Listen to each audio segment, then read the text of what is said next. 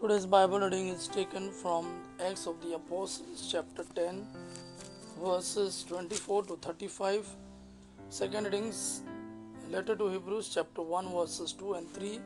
And today's Gospel according to John, chapter 20, verses 24 to 29. Acts of the Apostles, chapter 10, verses 24 to 35.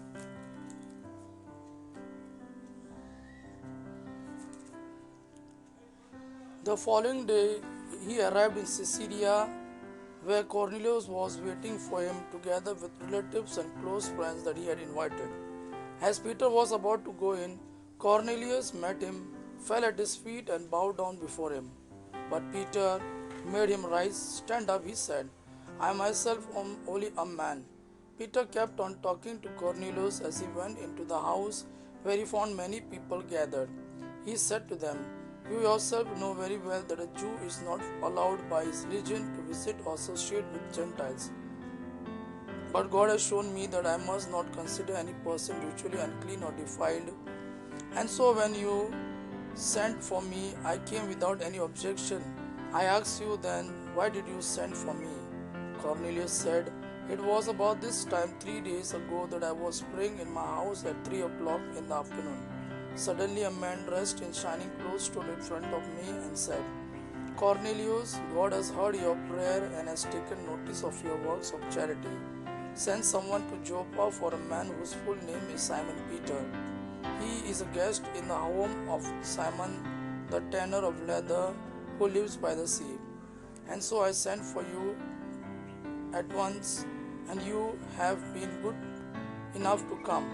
Now we are all here in the presence of God, waiting to hear anything that the Lord has instructed you to say." Peter began to speak.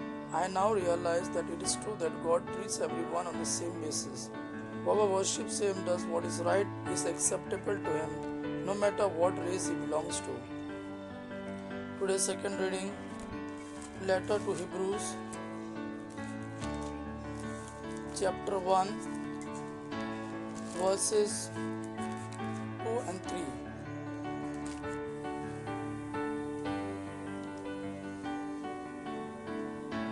"In these last days he has spoken to us by a Son, whom he appointed the heir of all things, through whom also he created the world.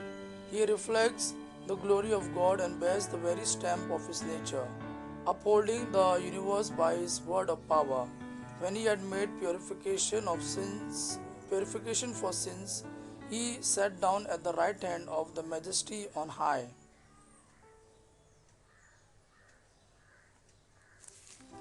Today's Gospel according to John, chapter 20, verses 24 to 29. Gospel of John, chapter 20, verses 24 to 29. One of the 12 disciples, Thomas called the twin, was not with them when Jesus came. So the other disciples told him, "We have seen the Lord." Thomas said to them, "Unless I see the scars of the nails in his hands and put my finger on those scars and my hand in his side, I will not believe." A week later, the disciples were together again indoors, and Thomas was with them. The doors were locked, but Jesus came and stood among them and said, "Peace be with you." Then he said to Thomas, "Put your finger here and look at my hands. Then stretch out your hand and put it in my side. Stop your doubting and believe." Thomas answered him, "My Lord and my God." Jesus said to him, "Do you believe because you see me? How happy are those who believe without seeing me." Gospel of our Lord Jesus Christ. Praise the Lord Jesus Christ.